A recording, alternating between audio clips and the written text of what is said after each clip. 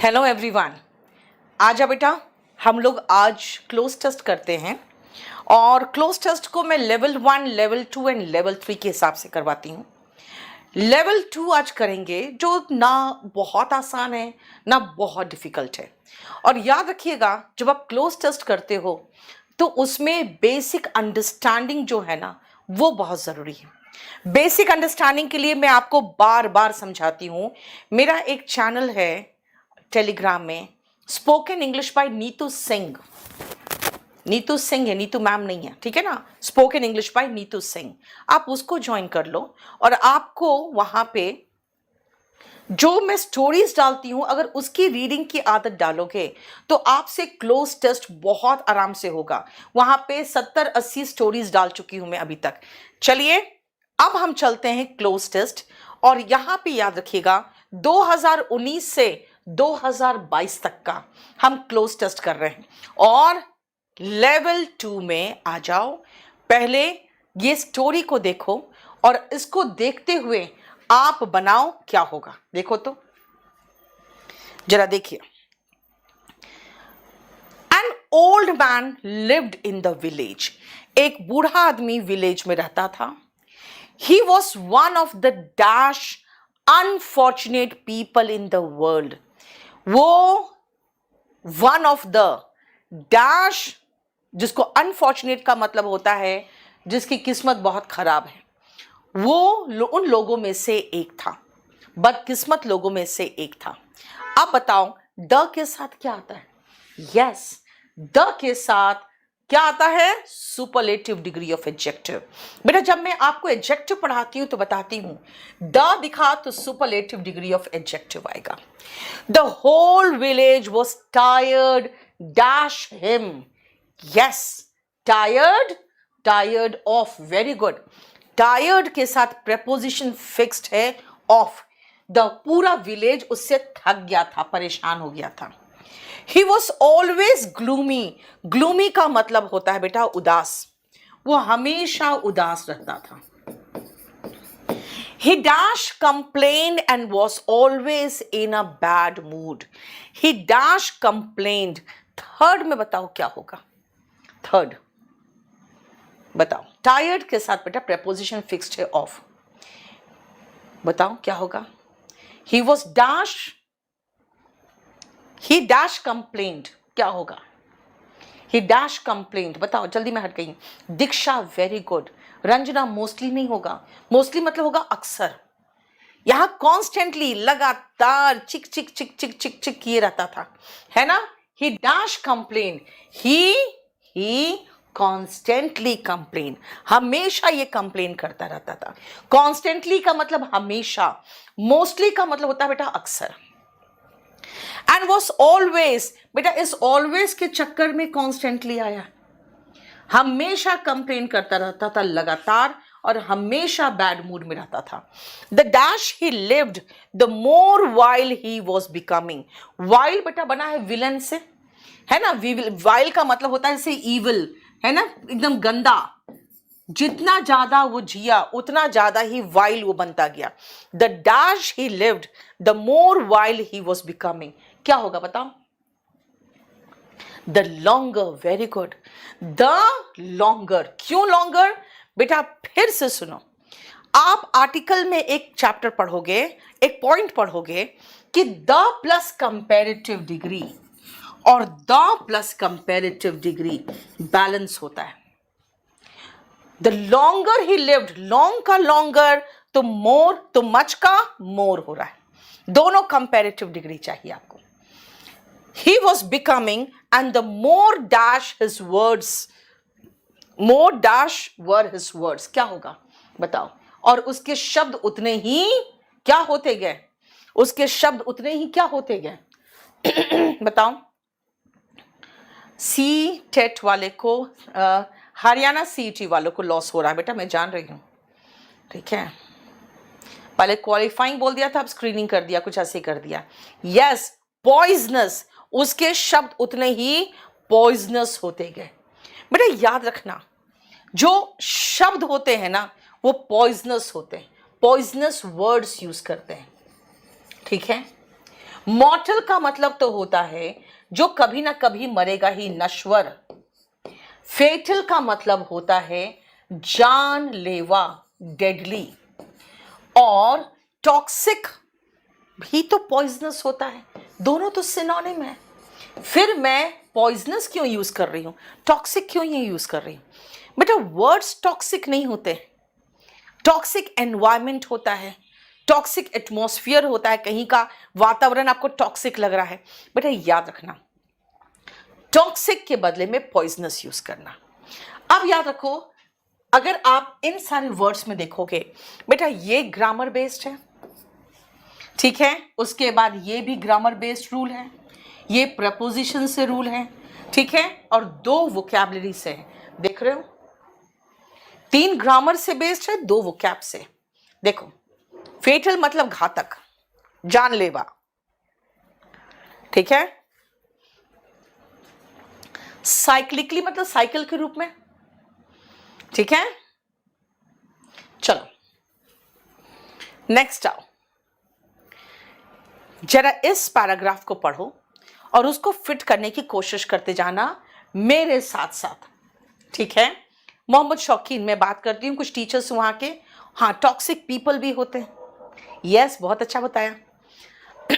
हाँ टॉक्सिक और पॉइजनस बहुत क्लोज था बेटा, उसमें अगर गलत करते ना तो कोई बात नहीं होता, मैं समझती हूँ। New cycle routes have been built in and around the center of Birmingham and speed limits have been dashed on selected routes. नया साइकिल का रूट बनाया गया है ना, कहाँ पे? बर्मिंघम के इन एंड अराउंड, उसके अंदर भी उसके अराउंड भी। और स्पीड लिमिट्स को क्या किया गया है सेलेक्टेड रूट्स में? अब बताओ, स्पीड लिमिट को क्या किया जाता है? स्पीड लिमिट रिड्यूस किया जाता है, वेरी गुड, स्पीड लिमिट को रिड्यूस किया गया है कुछ रोड्स पे। The scheme has now been in dash for a year, लगभग 1 साल से ये जो स्कीम है ना स्पीड लिमिट्स कम रखने का, ये क्या है बताओ तो, क्या है? स्केल्ड तो हो गया, बड़ा बढ़ा देना, रिड्यूस करना हुआ, ठीक है। और अगर आगे जाके देखोगे तो एक्सीडेंट्स कम हुए हैं, तो इसका मतलब रिड्यूस ही तो होगा। बताओ आगे, बताओ क्या होगा? The scheme has now be in Tania, मुझे पता था प्रोसेस लिखोगी कुछ लोग।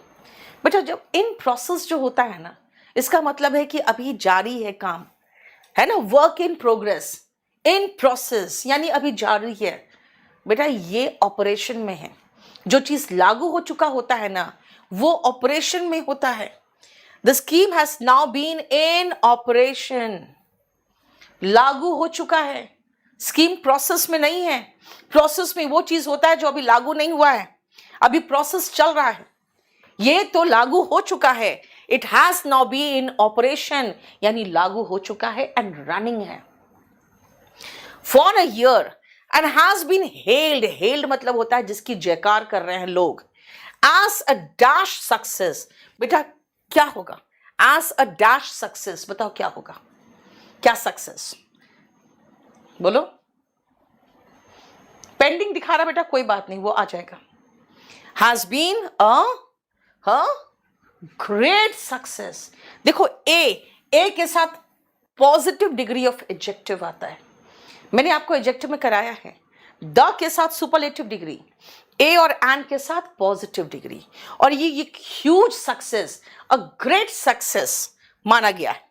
Since the new speed limits were dash, since क्योंकि the new speed limits were dash, अब सिंस का मतलब जब से भी होगा, तो जब से ये नया स्पीड लिमिट्स डैश हुआ है, बताओ क्या हुआ होगा? नया स्पीड लिमिट्स क्या हुआ होगा बताओ? नया स्पीड लिमिट्स क्या हुआ होगा, खुद सोचो बताओ। एनफोर्स्ड, यस बेटा, कोई भी कानून को लागू किया जाता है ना, यानी फोर्स में लाया जाता है तो एनफोर्स होता है। कंपेल तो दबाव डालना, डिक्टेट मतलब डिक्टेट करना, यानी डिक्टेटर की तरह बताना कि ये करना है, इसीलिए एनफोर्स्ड होगा। कानून बेटा एनफोर्स किया जाता है, एनफोर्स नहीं होता तो दूसरा वर्ड एक और हो सकता था, इम्प्लीमेंटेड, लागू होना। ठीक है, देखो द नंबर ऑफ एक्सीडेंट्स, जब से ऐसा हुआ number of accidents have fallen, क्या कैसे फॉलन हुआ होगा बताओ तो, कैसे फॉल किया होगा नंबर ऑफ एक्सीडेंट्स? हालांकि द नंबर ऑफ एक्सीडेंट के साथ हैव नहीं, हैज आता। The number of accidents in the area has fallen drastically. Bhupen, very good, बहुत ज्यादा ड्रास्टिक, कहते हैं ड्रास्टिक चेंज आया है, बहुत अधिक चेंज आया, ड्रास्टिकली फॉल किया, बहुत अधिक फॉल किया। टेरिबली तो कुछ खराब होता तो टेरिबली लगाते हैं। डेस्परेट होते हैं जब आप एकदम तीव्र इच्छा होती है ऐसा हो जाए, डेस्परेट होते हैं कोई चीज के लिए। ड्रास्टिकली बेस्ट ऑप्शन है, देखो ठीक है। नेक्स्ट आओ, कितने सही हो रहे हैं अब आप देखो जरा ध्यान से बेटा। इसमें अगेन मैं बता दूं, अगर मैं इसमें देखोगे तो बेटा एक ग्रामर का है और बाकी 4 आप वोकैब से रिलेटेड देख रहे हो, सटीक यूज जो कहते हैं ना वो। नेक्स्ट आओ, the greedy man rushed home, तेजी से भाग के वो लालची आदमी घर गया। To tell his wife and daughter, ये लालची आदमी गया किसको कहने? अपनी वाइफ एंड डॉटर को बताने। अबाउट हिज विश, जो उसकी मनोकामना थी उसके बारे में बताने गया। All the dash touching the objects in his path, और पूरे रास्ते वो रश करता गया, सब चीज को छूता गया। क्यों? क्योंकि इसका विश था और जो इसको मिला था कि जो चीज को छुएगा वो गोल्ड का हो जाएगा। All the dash, all the while, way बेटा वे साइड मतलब होता है किनारे वाला रास्ता, क्या कर रहे हो? ऑल द वाइल, पूरे समय, ऑल द वाइल मतलब पूरे समय। ऑल द वाइल स्लीपिंग, पूरा समय तो वो सो रहा था, है ना। ऑल द वाइल क्योंकि देखो यहां पे और कोई फिट भी नहीं होगा। All the while touching the objects in his path, जो चीजें थी उसके रास्ते में छूते हुए। And watching dash convert into gold, and watching क्या? एंड वॉचिंग क्या? बोलो वॉचिंग। बेटा हिंदी का 2023 आ गया है एडिशन, वॉचिंग देम। बेटा हम ऑब्जेक्ट्स की बात कर रहे हैं तो ऑब्जेक्ट्स को के लिए प्रोनाउन लगाएंगे तो देम आएगा ना। एंड वॉचिंग देम, क्योंकि उनको देख रहे थे वो। वर्ब के बाद क्या आता है? प्रोनाउन का object form. Convert into gold, ये गोल्ड में चेंज कर जा रहा था। वंस ही गॉट होम, जैसे वो घर पहुंचा, his daughter dashed to greet him, his daughter dashed to greet him। देखो क्या होगा? his daughter dashed to greet him, बताओ क्या होगा? his daughter dashed to greet him, उसके ग्रीट करने के दीक्षा, वेरी गुड, वो रश करके दौड़ते हुए आई अपने पापा को विश करने के लिए, हेलो बोलने के लिए, नमस्ते करने के लिए, है ना। ग्रीट मतलब वही होता है, नमस्ते करना या हेलो बोलना। दौड़ के आई। अब देखो बेटा ये भी ग्रामर, ये भी ग्रामर। ऑल द वाइल, ये कह सकते हो आप, प्रेपोजिशन में पढ़ाते हैं ये सब चीजें, है ना। द वाइल तो बताते हैं कि वाइल जो है नाउन है, और ऑल द वाइल मतलब पूरे समय पर, ठीक है। as soon as he bent, कहाँ? he bent किधर? छोटी बच्ची आई, Diksha, very good. he bent, Astra, very good. bent down, जैसे नीचे आया अपनी बेटी को ऐसे ऊपर उठाने के लिए, bent down to scoop her up in his arms, she turned into a golden statue, वो भी गोल्ड की बन गई, और स्टैच्यू है ना, मूर्ति बन गई वो गोल्ड की। He was dash and started crying, he was dash, क्या होगा? आदमी की बेटी गोल्ड में चेंज हो गई, उसकी क्या हालत होगी? बताओ क्या हालत हुई होगी? बेटा वो बिल्कुल टूट गया होगा, डिवास्टेटेड, बहुत दुखी हो जाना, डिवास्टेटेड। देखो है ना, डिमोलिश का होता है बेटा तोड़ के गिरा देना, जैसे मकान वगैरह तोड़ के गिरा देना, ठीक है। देखो डिवास्टेटेड होता है एकदम बिल्कुल हताश हो जाना, हताश होना। डिटरमिन तो होता है निश्चय करना,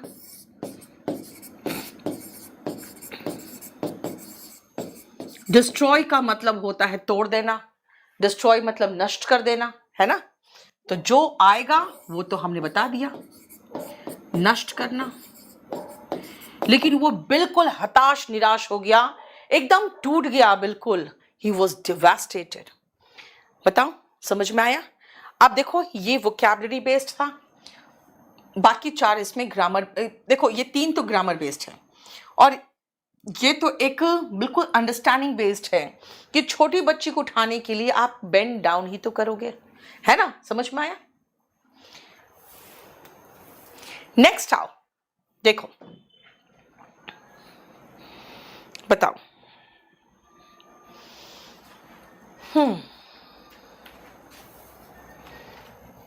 देखो इसको फटाफट देखो।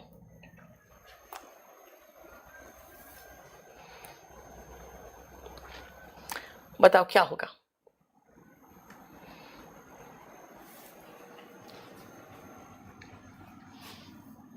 यस, क्लास नोट्स 2023 अपडेटेड आ गया बेटा, very good. There is always something so fascinating about trains and journeys. सफर और ट्रेन से रिलेटेड कुछ ऐसा होता है सफर जो आपको बहुत फैसिनेट करता है, यानी आपको बहुत ही मंत्रमुग्ध करता है ना। फैसिनेट करना, मंत्रमुग्ध करना, करने वाला हो गया यहाँ तो। कुछ ऐसी चीज होती है ट्रेन और सफर में जो आपको बहुत अच्छा लगता है। आप देखोगे बचपन की आपकी कुछ यादें होंगी जो अपने मम्मी पापा के साथ सफर करते हुए बीता होगा, उसके बारे में। They dash certain symbols and signages inside and outside of the trains. बेटा certain symbols है, प्लूरल नाउन है, फिर उन्होंने प्लूरल नाउन से ही जोड़ा है, तो बेटा इस तो आएगा नहीं, आर आएगा। और पास्ट टेंस की तो बात हो नहीं रही है, प्रेजेंट टेंस की बात हो रही है कि कुछ ऐसे सिंबल्स होते हैं ट्रेन के अंदर और ट्रेन के बाहर। The dash of most of them might not be known to everyone. The meanings, बहुत सारे ऐसे साइंस होते हैं उसका मीनिंग हमें पता भी होता है, शायद नहीं भी पता होता है। वो साइन होते हैं, सिंबल्स होते हैं, तो जरूरी थोड़ी कि उसका मीनिंग हमें पता हो, है ना। Dash you are a frequent traveler or not. Dash you are a frequent traveler or not. क्या होगा। आप चाहे फ्रीक्वेंट ट्रैवलर रहे हो या नहीं रहे हो, क्या होगा बताओ। बोलो जल्दी। Whether, yes, whether you are a frequent traveler or not, you may have dashed the letter X or a cross mark on the back of the last dash of the train. You may have dashed, आपने एक X करके mark होगा, वो आपने देखा होगा।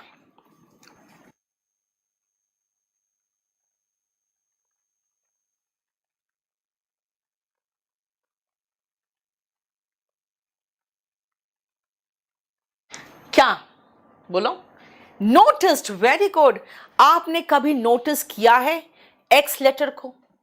अगर आप फ्रीक्वेंट ट्रैवलर रहे हो या नहीं रहे हो, आपने जरूर देखा होगा ट्रेन का आखिरी जो डब्बा होता है उस पर एक क्रॉस साइन होता है और a cross mark on the back of the last dash of the train. Train का हर डब्बे को क्या कहते हैं बताओ तो। Coach, Ankit, very good. On the last coach of the train. देखो याद रखना, वेदर और कंजंक्शन का जोड़ा है। ये कंजंक्शन हो गया, ये वर्ब से हो गया और बाकी आपका मीनिंग बेस्ड है। देखो दूसरी बात एक चीज और है, आप देखोगे रिकॉग्नाइज का मतलब बेटा पहचानना होता है। नोटिस का मतलब होता है आपने ध्यान दिया होगा, ध्यान देना। आप चाहे फ्रीक्वेंट ट्रैवलर रहे हो चाहे नहीं रहे हो, आपका ध्यान जरूर गया होगा एक्स साइन पर। कोच रेल के जो डब्बे होते हैं उसको कोच कहते हैं, देखो वो क्या बेस्ड है, ठीक है। और मीनिंग्स ऑफ आप बाकी देखो वोकैबुलरी बेस्ड है, ठीक है, समझ में आ गया। नेक्स्ट आओ,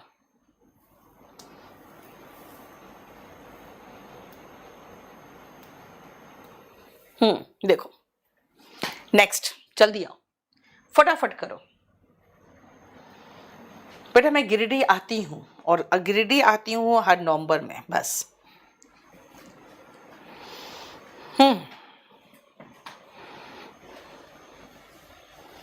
नेक्स्ट आओ,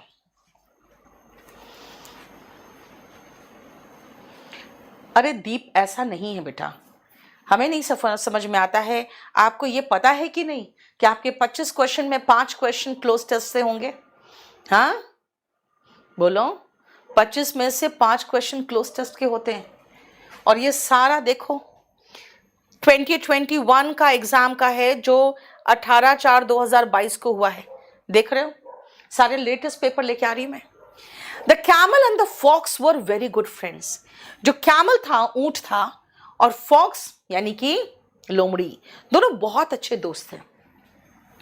एंड वेरी गुड थीव्स, और बहुत अच्छे चोर भी थे, ये चोरी करते थे। One day the two friends dash to cross the river.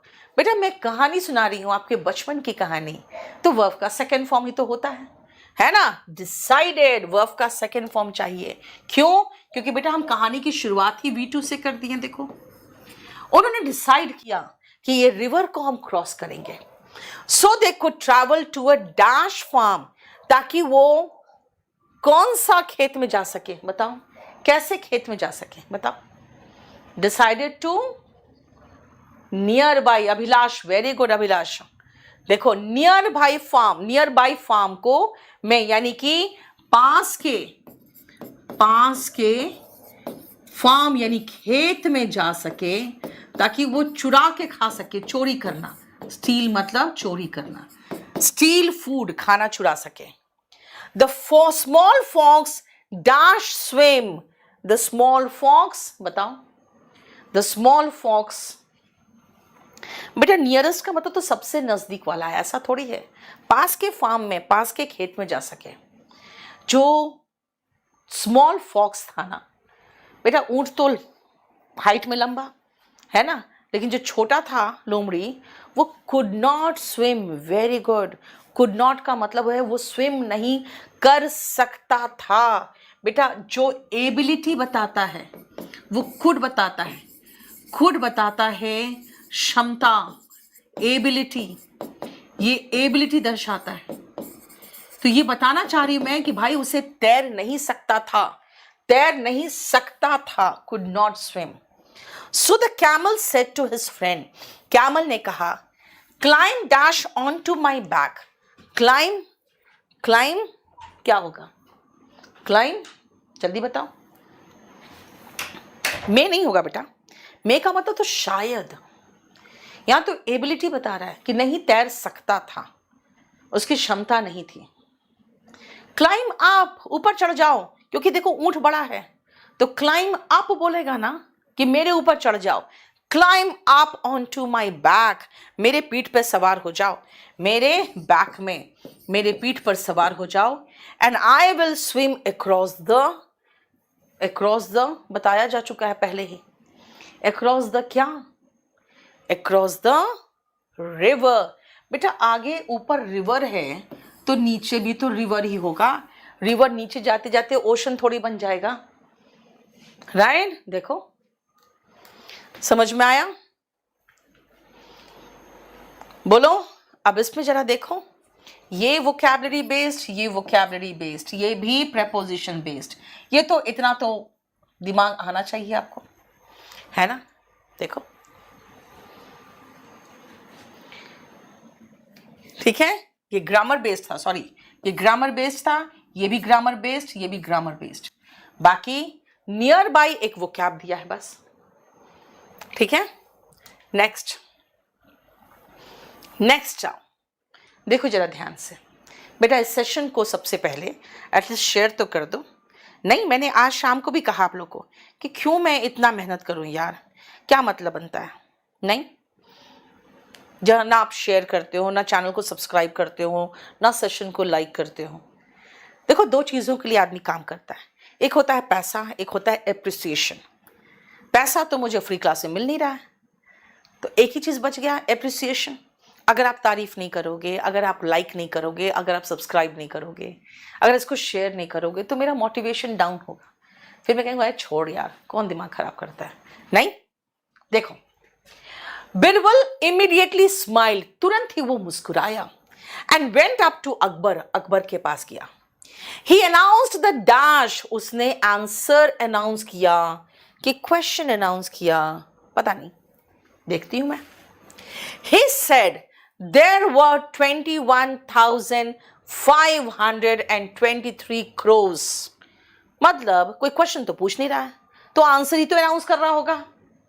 इसका मतलब है कि उससे पूछा गया होगा, भाई इस शहर में कितने क्रोस हैं, कितने कौवे हैं। बताओ, ये अकबर और बिरबल को कोई काम धंधा नहीं था क्या? हाँ, राजपाट पता नहीं कैसे चलता था इन गधों का। बताओ, answer, he announce the answer, उसने आंसर अनाउंस किया। क्या कहा कि 21,523 क्रोस है। कहां पे? इन द सिटी, सिटी में, शहर में इतने क्रोस है, उसने गिनती बताई। When asked, जब उससे पूछा गया, how he dashed the answer, how he क्या, how he, बताओ, सही बात है, काम धंधा कुछ नहीं, कौवे गिन रहे बैठ के ये लोग। हाँ, हाउ ही, बताओ। जब पूछा गया, भाई तुम जवाब कैसे जानते हो, स्टोरी पास्ट की है तो आगे पास्ट ही तो चलेगा, नो का न्यू।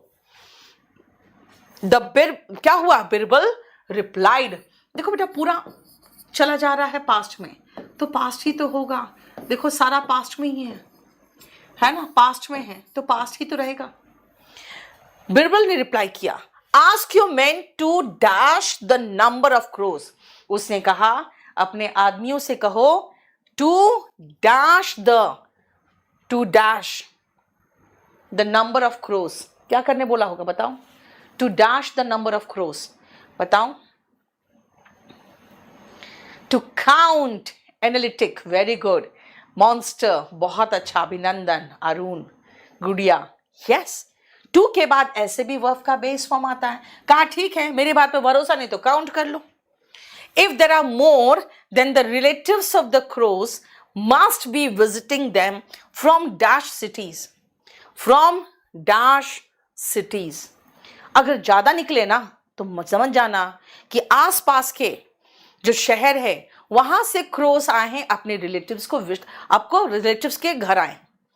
और अगर कम निकले then the crows from our city must be visiting the relatives who live outside the city। कम निकले इसका मतलब है कि यहां से कौवे बाहर गए हुए, राइट। देखो क्या था, फ्रॉम नियर बाय सिटीज। बेटा जो मैंने कहा था ना, पास के सिटी से, आसपास के सिटी से यहां आए होंगे। क्लोज सिटीज नहीं होगा। क्लोज सिटीज क्या होता है? नियर बाय सिटीज होता है ना। नियर बाय, विसिनिटी का मतलब तो आसपास का इलाका हो गया, तो फिर सिटी नहीं लगा सकोगे क्योंकि ये नाउन हो गया। इसके बाद सिटी लगाना मुश्किल है। विसिनिटी का मतलब होता है आसपास का इलाका। हमें नियर बाय चाहिए क्योंकि उसके बाद एक नाउन भी तो लगाना है हमें, ठीक है। देखो देखो, इन लोग काम धंधा नहीं था, दिन भर यही सब करते रहते थे अकबर और बिरबल बैठ के। नहीं, चलो, मैंने कहा ना बेटा, अंडरस्टैंडिंग, मेन अंडरस्टैंडिंग है। वेरी गुड, बहुत अच्छा। जिनको 5 में 5 आया बहुत अच्छा, 4 में 5 आया तो भी अच्छा है बेटा, कोई इश्यू नहीं है। बस रीड करते रहो। आ जाओ, नेक्स्ट देखो, जल्दी से फटाफट करो तो।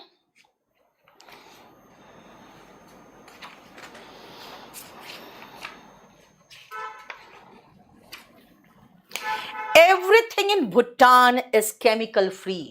बेटा भूटान में सब कुछ रसायन रहित है। All fruits and vegetables are dash organically. बताओ क्या होगा? आर ग्रोन होगा।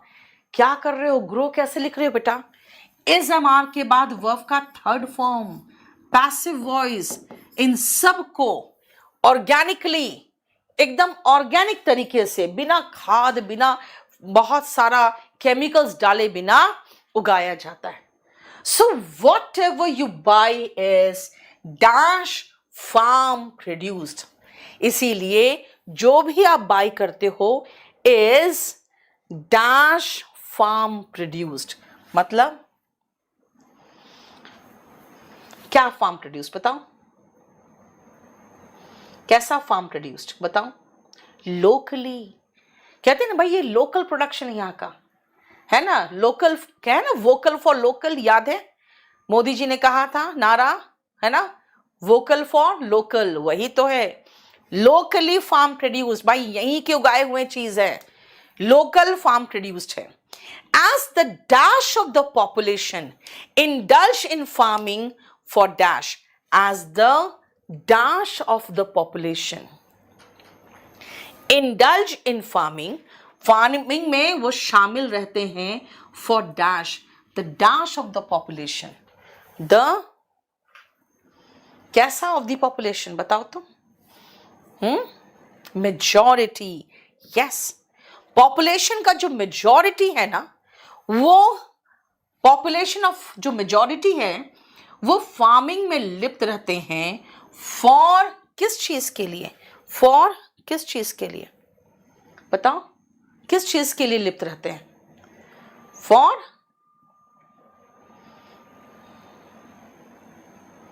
बताओ।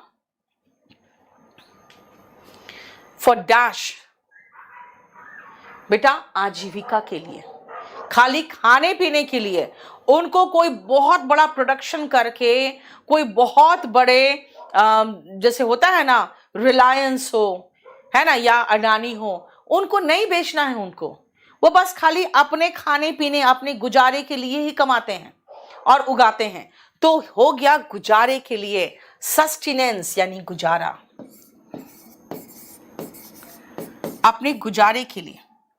कंजर्वेशन का मतलब तो होता है बचाने के लिए, है ना, जैसे कि फॉरेस्ट का कंजर्वेशन किया जाता है, एनवायरमेंट का कंजर्वेशन किया जाता है ना। प्रोविजन यहाँ पर कोई मतलब ही नहीं बनेगा ऐसा प्रोविजन का, है ना। यहाँ पे सस्टेनेंस से, गुजारे के लिए। Says Mike taxi driver karma chain, we use turmeric, हम हल्दी का प्रयोग करते हैं क्या चीज के लिए? ऑन वुंड्स यानी घाव पर। वो तो इंडिया में भी करते हैं, कौन सा नई बात कर रहा है। Also to die dash and it is added extensively, बृहत रूप में अपने कुकिंग में भी हम इस्तेमाल करते हैं। ऑल्सो टू डाई, क्या डाई, क्या चीज को डाई करोगे बताओ तो?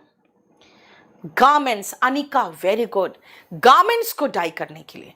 बेटा अटायर का मतलब ही कपड़े होते हैं, लेकिन याद रखना यहां पे कंफ्यूज करोगे, लेकिन जो आसान है वही उठाओ ना, कहां झूठ मूठ का हम अटायर्स में जाएंगे। हालांकि अटायर का मतलब ही कपड़े होते हैं, ठीक है। देखो तो, बोलो समझ में आया? राइट। नेक्स्ट देखो, फटाफट करो जल्दी।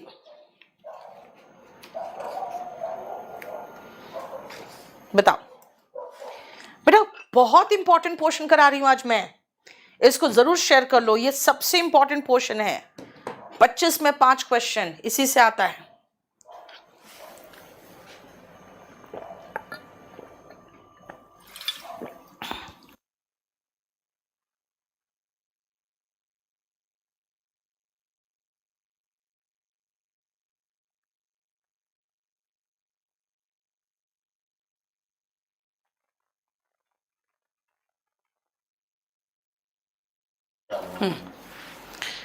Tourism is one dash the biggest businesses in the world. Tourism is one of the बेटा biggest business में से एक है. Generating dash 200 million jobs. Generating कम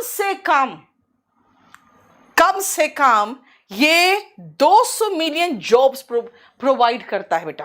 वैसे टूरिज्म इंडस्ट्री जब बंद हुआ था ना कोविड के समय में, तो बेटा सब बहुत परेशान हुए थे कि टूरिज्म इंडस्ट्री बंद हो गया. ठीक है, देखो, generating 200 millions jobs. It is vital. बेटा वाइटल का मतलब very important, very important for the economies of dash countries, economies of many countries. बेटा countries countable noun है. countable noun के साथ many आता है, much थोड़ी आता है. ये बहुत इंपॉर्टेंट है. कई देश है जिसकी अर्थव्यवस्था ही टूरिज्म पे टिकी हुई है. द डाउन साइड इज, इसका डिसएडवांटेज है, यानी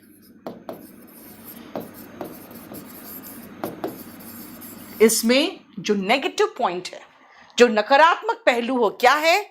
is that tourism is a major dash of climatic change, major contributor.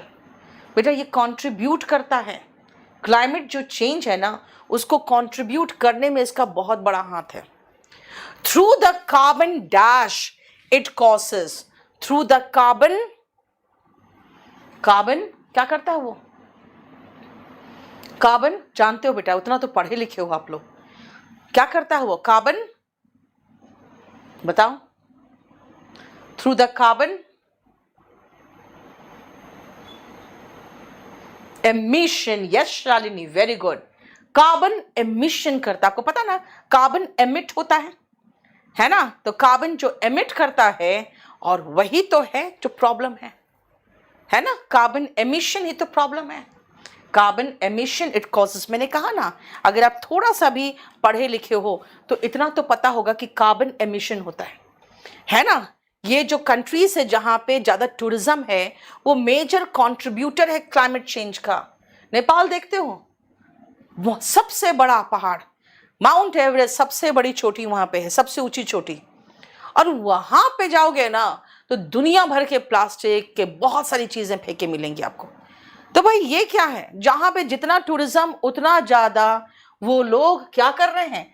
Climate change को कंट्रीब्यूट कर रहे हैं, क्योंकि पोल्यूशन वहां ज्यादा है. कैसे? कार्बन एमिशन हो रहा है. ठीक है, नेक्स्ट आओ, देखो जल्दी फटाफट देखना.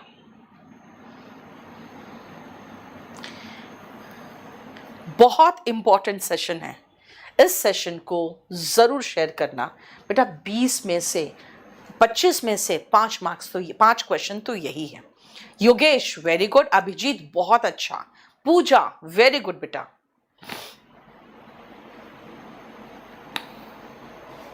Sanjeev Tiwari very good. Drawing and craft बेटा, जो डॉग का था ना कि अभी तक किसी को नहीं काटा है वो मर गया, और जो सबको काटता है वो जिंदा है, और वो परसों 3-4 दिन पहले फिर से एक को काटा है. मतलब इतना अफसोस होता है ना, मेरा जिंदगी एकदम हराम करके रखा है वो. नेक्स्ट आओ. English vocabulary has dash remarkable range, flexibility and adaptability. बेटा इंग्लिश वोकैबुलरी में एक खासियत है, बहुत वृहत रेंज है, बहुत बड़ा रेंज है. कुछ वर्ड्स की हिंदी मिलना मुश्किल हो जाता है. फ्लेक्सिबल है, हर किसी का अच्छा वर्ड लगेगा ना तुरंत फट से उठा लेगा वो. और एडेप्ट करता है, यानी ढाल लेता है अपने आप को.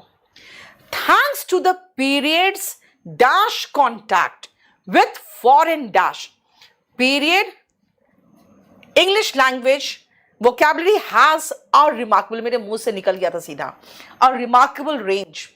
ठीक है ना, रेंज के कारण ए निकल गया था मेरे मुंह से. Thanks to the period of Himanshu, very good.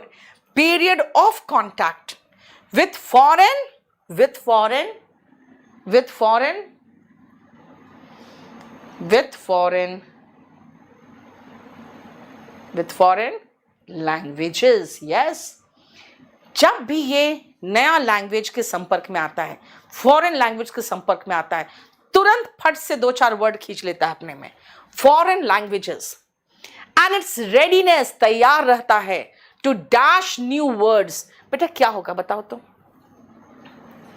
याद रखना. कॉइन का मतलब सिक्का भी होता है. यहां पे कॉइन का मतलब है टू मेक न्यू वर्ड्स. जब भी उसको लगता है ना कि भाई ये ऐसा कुछ वर्ड चाहिए, यानी मोबाइल में आगे से कैमरा आया, उससे मैं सेल्फ का फोटो ले सकती हूं, तो नया वर्ड बना दिया सेल्फी. वही तो कॉइन किया, न्यू वर्ड कॉइन करना है. Readiness to coin new words out of old elements. देखो है ना, यानी ओल्ड एलिमेंट्स. आप कहते हैं अच्छा डोर में जो लगा हुआ है ना, जिससे डोर को रोकते हैं कि आगे पीछे ना हो, कहते अच्छा डोर को रोकने वाला डोर स्टॉपर है ना. सेल्फ का फोटो लेना तो सेल्फी. बेटा सेल्फ से सेल्फी बना लिया, स्टॉप से स्टॉपर बना लिया. यानी जो मोर कॉमन वर्ड्स होते हैं ना, उससे far more words in its core. कैसे हुआ? क्योंकि ये new words out of old elements बनाने की काबिलियत रखता है. English seems to have far more words in his core dash. क्या होगा इंग्लिश का? इंग्लिश का क्या होगा बताओ? ऑफ कोर्स वोकैबुलरी होगा बेटा, और तो कुछ हो ही नहीं सकता है. इन्वेंट्री तो सामान का लिस्ट हो जाता है ना. कहीं पर माल गोदाम होता है, वहां इन्वेंट्री बनता है, सामान का लिस्ट है ना. तो ऑफ कोर्स वोकैबुलरी होगा. इंग्लिश का और क्या होगा? वोकैबुलरी होगा. और क्या होगा? राइट. देखो नेक्स्ट.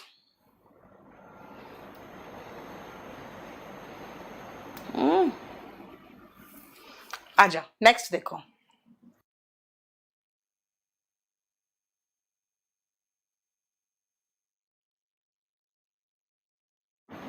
Very good. 4 आया 5 में, ठीक है. 5 में 4 आ रहा है, कोई बात नहीं, बहुत अच्छा कर रहे हो. अजय 5 में 5 लाया, बहुत अच्छी बात है. कृष्णन, कृष्ण कितना बड़ा नाम है यार. कृष्णा माधव, कृष्ण माधव, वाह. कृष्ण के दोनों नाम तुम अकेले लेके बैठे हुए हो. हाँ चलो. India is one of the largest producers of T in the world. India क्या है? जो सबसे बड़ा प्रोड्यूसर है ना टी का, उनमें से एक है. The industry is dash recognized. बेटा पूरे वर्ल्ड में रिकॉग्नाइज्ड है हम लोग, ग्लोबली, है ना. बेटा टीडियस का मतलब तो थकाने वाला होता है, बोरिंग, है ना. तो टीडियस का मतलब क्या होता है? ये तो टीडियस का मतलब अगर देखोगे, इसका तो एडवर्ब फॉर्म बना दिया है, लेकिन ये तो बोरिंग होगा. ग्लोबली मतलब होता है वैश्विक रूप से, पूरे वर्ल्ड में फेमस है. आज टेक्निकली वेरी वेल डैश. लो कुत्ता लड़ा के आपस में देखो काट कुट के हल्ला मचा रहा है.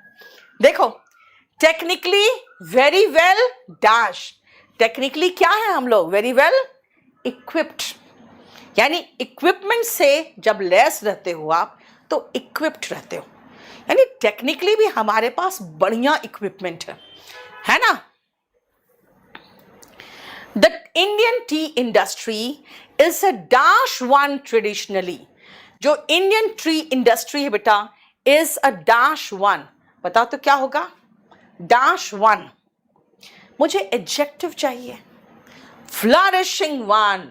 फलता फूलता है. ट्रेडिशनली वो फलता फूलता इंडस्ट्री है. फ्लरिशिंग का मतलब होता है फलता फूलता हुआ, right. Tea has been used in India for dash purposes. Flourishing बेटा, फ्लरिशिंग. फ्लरिशिंग वन कहा है, वन के चक्कर में हमें एडजेक्टिव के रूप में चाहिए. तो आईएनजी फॉर्म वो प्रेजेंट पार्टिसिपल का काम करता है. ये भी प्रेजेंट पार्टिसिपल से रिलेटेड है, ठीक है. ये भी वर्ब का थर्ड फॉर्म है. बताओ किस पर्पस में यूज होता है? बताओ तो. किस पर्पस में यूज होता है? मेडिसिनल। कहते हैं ना, इसमें मुलाठी डाल देते हैं, मुलेठी डाल देते हैं, और क्या, अदरक डाल देते हैं, अश्वगंधा डाल देते हैं, पता नहीं क्या क्या डाल देते हैं, है ना। मेडिसिनल पर्पस के रूप में यूज होता है, एज वेल एज फॉर, यार ऐसे ही चलो आओ बैठे चाय पीते, है ना, कंजम्पशन। इम्यून कैसे होगा यार? हाँ, इम्यून पर्पस, भाई इम्यून का भी मेडिसिनल ही पर्पस है, ठीक है ना। मेडिसिनल पर्पस, मेडिसिन का पर्पस होता है उसमें। और ऐसे ही आके बैठो चलो चाय पीते हैं, तो क्या होता है? कंजम्पशन। रिटेंशन तो होता है बनाए रखना, है ना। और इम्यून की पढ़ाई करते हैं तो इम्यूनोलॉजी होता है। बेटा इम्यून वर्ड तो आपको पता होना चाहिए, है ना। ये जो कोरोना था उसने 8-10 वर्ड तो आपको सिखा दिया, उसमें से एक इम्यून भी है, नहीं। अब आओ, और ये हमारा आज का लास्ट हमारा क्लोज टेस्ट है। चलिए जल्दी बताइए। Exercise is the dash of muscles and limbs which is done to dash a specific outcome। क्या होगा बताओ तो? एक्सरसाइज क्या है? बोलो तो। is the dash of muscles and limbs। Muscles और लिम्स को क्या करते हो एक्सरसाइज में? एक्सरसाइज में मसल्स और लिम्स को क्या करते हो? मूवमेंट करते हो। Moksh, Neha, drawing and craft, Tanisha, very good बेटा। Movement of muscles and limbs, ऐसे ऐसे हिलाते हो ना, मूवमेंट करते हो। Which is done to dash a specific outcome, which is done to dash a specific outcome. Muscles pull करते हो, ऐसे ऐसे वेट लिफ्ट करते हो, क्यों? स्पेसिफिक आउटकम बनाना है, यानी कि मसल्स, बाइसेप्स, ट्राइसेप्स बनाने हैं। To attain, Sharma ji very good, to attain a specific outcome. आप एक स्पेसिफिक आउटकम चाहते हो, इसीलिए the chief aim of doing exercise is usually dash fitness, is usually dash fitness. क्या होगा? Is usually dash fitness. बताओ क्या होगा? द चीफ एम, जो मुख्य एम होता है एक्सरसाइज का, is usually dash fitness. Fitness क्या करता है वो? फिटनेस क्या होगा आपका अगर आप एक्सरसाइज करोगे तो? एनहांस करेगा। यस, फिटनेस को वो बढ़ाएगा बेटा, एनहांसिंग फिटनेस होगा। भाई मैग्नीफाई मतलब बढ़ा चढ़ा देना, इंटेंसिफाई होता है इंटेंसिटी बढ़ा देना। आप कई बार अपने एक्सरसाइज का इंटेंसिटी बढ़ाते हो, है ना, उसकी स्पीड बढ़ाते हो, क्यों? ताकि आपके मसल्स वगैरह बेहतर हो, फिटनेस एनहांस हो, अच्छा हो, बेहतर हो। At the end of our dash day, और पूरा पूरा दिन कैसे बीतता है आप जरा बताइए तो? पूरा दिन कैसे बीतता है?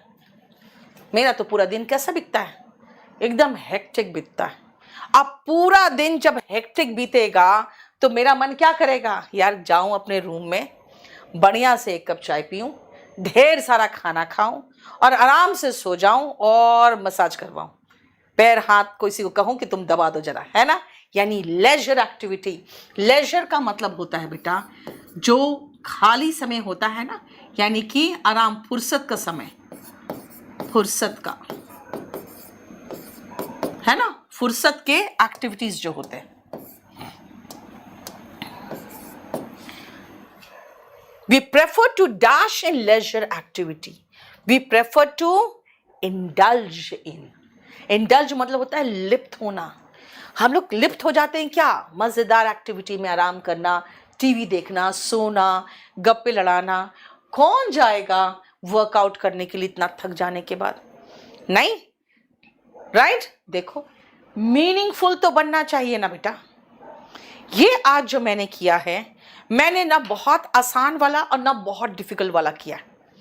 मैंने अपने बैच में level 1, level 2, level 3, level 4, 4 level के मैंने क्लोज टेस्ट बनाए। लेवल 1 आसान है, लेवल 2 थोड़ा सा लेवल 3 और थोड़ा सा, लेवल 4 मेंस वाले, और वो भी मेंस वाले कौन से, जो डिफिकल्ट है वो वाले, राइट। तो इसीलिए मैंने अलग अलग लेवल बनाया है।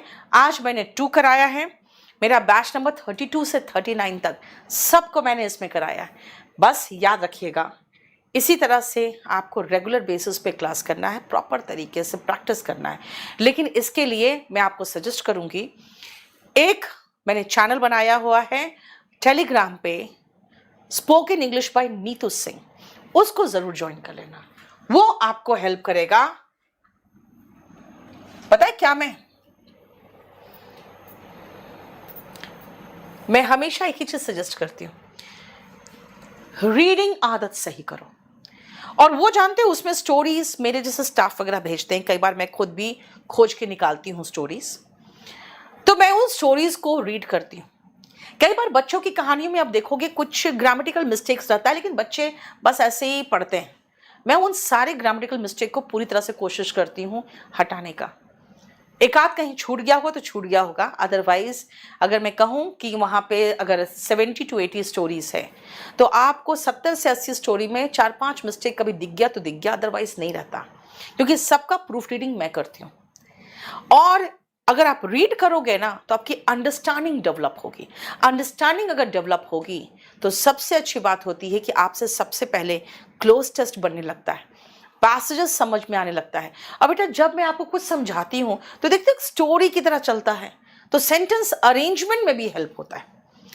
मेरा एक नया बैच आया हुआ है, बैच नंबर 41, आज शाम को 6 बजे इसका डेमो चला है आप ही के इसी चैनल पे, इंग्लिश बाय नीतू मैम पे। प्लीज इस चैनल को सब्सक्राइब कर लो। और एक और चैनल बनाया है मैंने, spoken English by Neetu ma'am, आप उसको भी जाके, उसका लिंक मैं डिस्क्रिप्शन में डाल दूंगी, आप उसको भी जाके सब्सक्राइब कर लो। और मैं उसमें बहुत जल्दी, बहुत बेसिक से, जो बच्चे कहते हैं ना बिल्कुल नहीं आता इंग्लिश, उसके लिए वो चैनल बहुत अच्छा है। मैं उसमें बहुत अच्छे सेशंस लेके आऊँगी, बहुत छोटे सेशंस लेके, बहुत अच्छे सेशंस लेके। चलिए